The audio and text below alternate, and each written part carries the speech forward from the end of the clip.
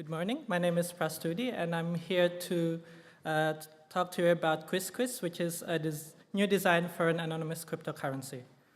As a disclaimer, this talk is only focused on the transaction layer, so we don't talk about how you do the consensus or smart contracts or higher applications.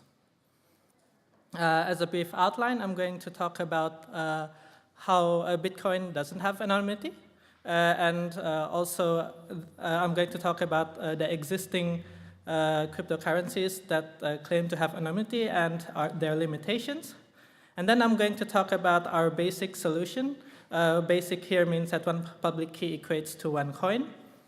And then after that, we're going to talk about how to build upon that to have accounts with variable balance. And finally, I'm going to give benchmarking and conclusions. Okay, so as we all know, Bitcoin has problems with anonymity. For example, we know that addresses are public, so you can follow where the money goes. This was, for example, in the recent ransomware attack WannaCry. They published some addresses where the victims could send their money. And once they cash out, you know immediately, and it's in the press. Another example is that you can categorize the transactions into clusters. So it's only really these small number of clusters sending to each other. Once you know that, then you can launch re-identification attacks on those clusters and know who they are exactly. So before I continue, I'm going to quickly explain the concept of UTXO. Here I have a transaction from PK2 to PK3. That would mean that PK2 was spent. And then if I have another transaction from PK1 to PK4, that would mean that PK1 was spent. And so the unspent public keys, PK3 and PK4, create the UTXO set. And so in terms of Bitcoin, for example, the whole blockchain at the moment is more than 190 gigabytes. However, the UTXO set is only approximately 3 gigabytes, which is much less.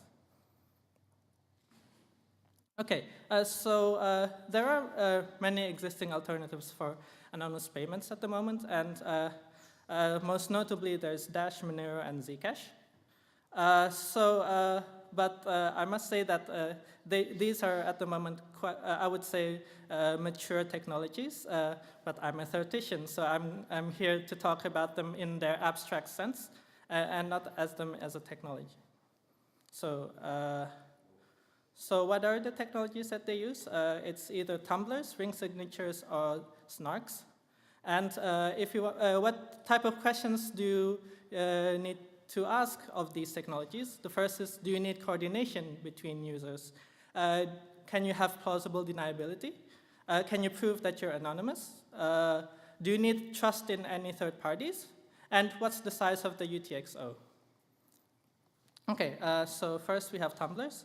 So here, let's say that A wants to send money to B and C wants to send money to D. And then they cooperate to create something called a 2-2 tumbler. And here, then what you get is that A and C send money to D and B, but you don't know the order. So if you're an external observer, you don't know who sent to who. And of course, this can be generalized to N senders and N receivers. Okay, so there are two types of tumblers. They can either be centralized or decentralized.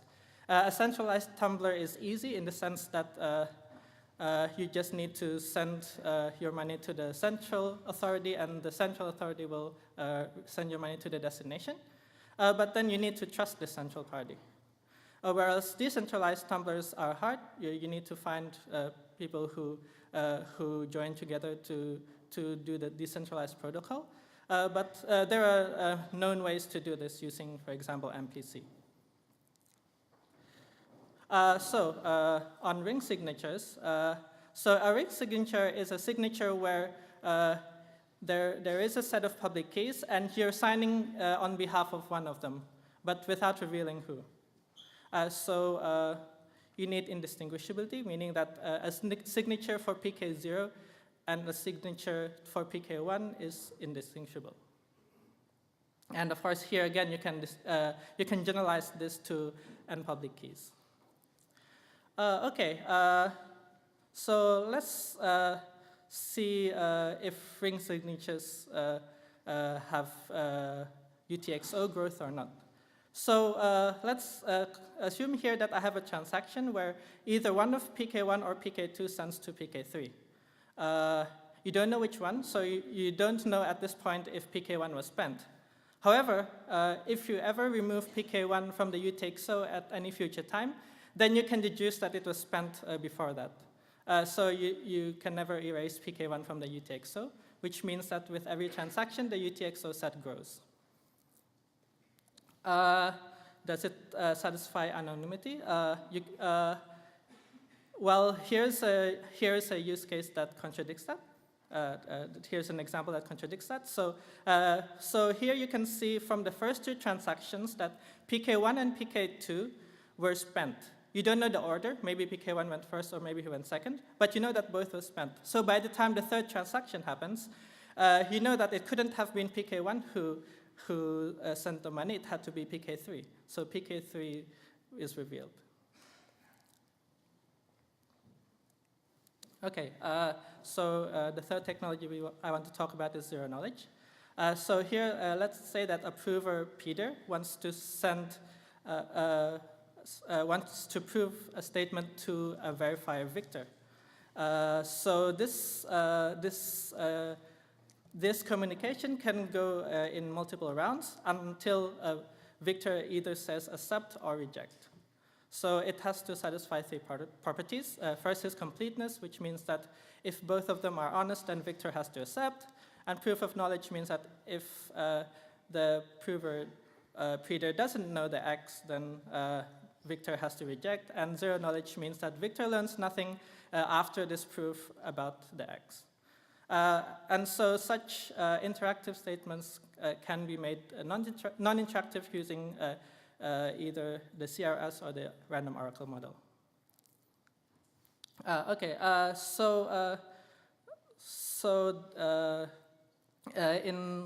In terms of snarks, you can think of them as an extension of ring signatures. You can do many to one type of transactions, which is good. However, the prover or the generation time of the transaction is high, and you also need a trusted setup. Okay, when we published our paper, this was the state of these technologies. We know that none of the existing solutions offer all three of anonymity, deniability, and theft prevention. And we know that the UTXO set grows for Zcash and Monero. And one of the nice things about snarks is that the transaction size is always very small, but then the prover is very slow. Okay, so what's our idea? Suppose that S wants to send money to R. To get anonymity, one way you could do that is to add more transactions, as in the Tumblr idea before, where you add another transaction from A to B. But we don't want interaction here, so this looks like it creates a paradox. On one hand, you want to move A's money to B without approval, but also you don't want to steal A's money, right? So here's an idea that doesn't work. Here, A sends money to A. So, of course, then you know that no money is stolen. But then once you remove A from both the input and output, you're left with only the sender and receiver, and you don't get anything. Okay, but what if instead of sending from A to A, you send money from A to A prime? Here, A prime is a public key which is also owned by A, but it doesn't look like it's owned by A. And is that possible? It is, based on updatable public keys. So an updatable public key is a public key where you can update the public key such that the updated public key and the original secret key are still a valid key pair, meaning that you can still decrypt using your old secret key even though someone else updated your public key for you. And of course, it has to have correctness. It should be indistinguishable if a public key was updated and if a public key was fresh, you shouldn't know which is the correct one. And you shouldn't be able to forge, meaning that if you're given only the public key of someone else, you can't update it and then know the secret key of that updated public key. So more formally, unforgeability means that if you're given someone's public key, you can't output a pk prime, sk, and r here such that both the update is valid and that the pk prime and the sk is a valid key pair. The idea is that if you want to only output 2 of the 3, it's easy. So if you want to output only the pk prime and the r, you just run an update function. If you just want to have a valid key pair, then you just don't care about the pk and just run a new generation of a key. But if you can't do both at the same time. Okay, so the construction of an updatable public key that we use is very simple. So here you have a pair of group elements, and the second one is the first one to the power of x. And updating them will also be very easy. You just exponentiate both elements to the same power. So then you know that the discrete log stays the same. It's indistinguishable because of DDH, and unforgeability is equivalent to breaking DL. So how does a basic Quisquis transaction look like? First you have your input pks and output pkr. You run the update of the pkr and it becomes pkr prime. And then you choose a random public key from the UTXO and you update that as well. And of course you need zero knowledge proof of the statement where n-1 of the public keys were updated correctly. And the other one, you know the secret key of it, so you can spend it. Of course, this is very simple. You only every public key contains 1 coin, so you can't really do much using this simple idea. But what you really want is that you want to send variable amounts, not just 1 coin every time, right? But you also still want to hide the amounts, and you still want anonymity. So the idea is that each public key has a balance associated to it. And this balance can be committed or encrypted. And you want this commitment to be homomorphic so that updating can be done without needing to decrypt. And the transactions are now a redistribution of value. So what does that mean? Here, let's say that the sender S wants to send 3 coins, 1 to R1 and 2 to R2. So what needs to be checked is that S's balance needs to have at least 3 coins so that he can actually spend that amount. And then the result of the transaction is that the sender loses 3 coins, R2 gains 2, R1 gains 1, and the A does not lose or gain any money. And so in terms of accounts, what we really mean here is a pair of public key and the commitment of the balance. So in Quisquis, we have that the public key is as before, and the commitment is a lifted El-Gamal of the balance. And the counts can also be updated in a similar way, where you first update the public key, and then you use the homomorphic property of the commitment to update the commitment. And the properties of secret key didn't change, still holds, because the public key was only updated in the pk prime. And we already said before that the UPKs preserve secret key. Okay, so how does a Quisquis transaction look like? in the general sense. So first of all, you have a sender who loses a certain amount of money, and then a receiver or a set of receivers who in total gain V money. You take from the UTXO some random public keys to serve as your anonymity set.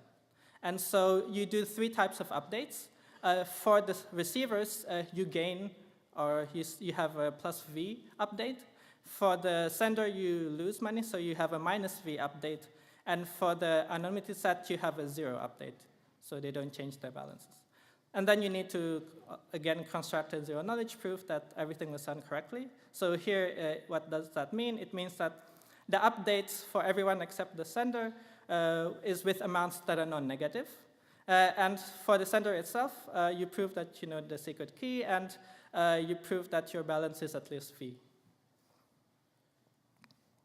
So what are the properties of Quisquis transactions?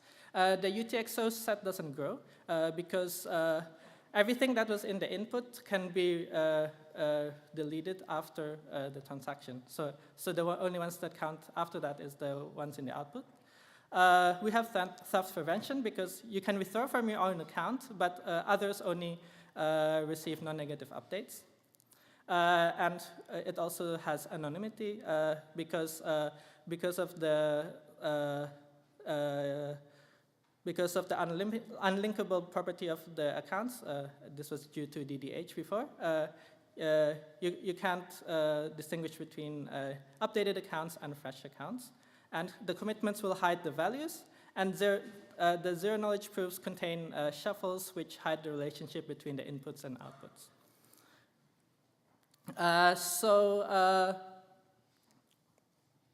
So we don't have time to talk about how the zero-knowledge proofs look in detail, so I'm just going to provide an overview. So we have a combination of various Sigma protocols for different discrete log relations, and we have the buyer growth shuffle, and we also need bullet proofs for the range proofs. And everything was implemented in Go. And here are some numbers for 3 different set sizes, which is for 16 and 64. And we can see here that the proof sizes are between 6 kilobytes and 36 kilobytes. And the verification time is from 25 milliseconds to 251 milliseconds.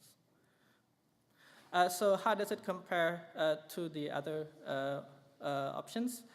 So what you can see here is that ours is the only one at the moment that has all of anonymity, deniability, and theft prevention. And the UTXO set doesn't grow. In terms of efficiency, theoretically speaking, we're on par with Monero, but well, in practice, they have shorter transaction sizes, but slightly slower prover. Although I must say that in this test case, we have Monero with a ring size of 10, whereas Quisquis has a set size of 16. So we're competitive. Here you can see that the values for the Monero are a bit different to what I showed before, and that's because recently Monero used bullet proofs as well, so there's some efficiency gains there. So as a conclusion, what I just showed is an alternative approach to designing anonymous cryptocurrencies, which we called Quisquis. And there's a lot of work to be done here. We still need to analyze how does the choice of anonymity set, how does it affect the user's privacy in practice? And we need a lot of optimizations, I think, to make it a viable product, both in theory and in practice. And of course, it's interesting to see if there are any other applications of UPKs and our design principles that can be used in other fields. And thank you for your attention.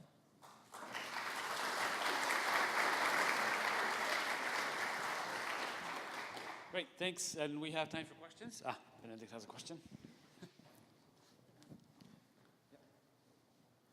Yeah, very interesting work. I was wondering, how do you handle asynchrony? So if 2 transactions come in the same time and use the same ring, you know, it seems like the accounts get updated after every transaction.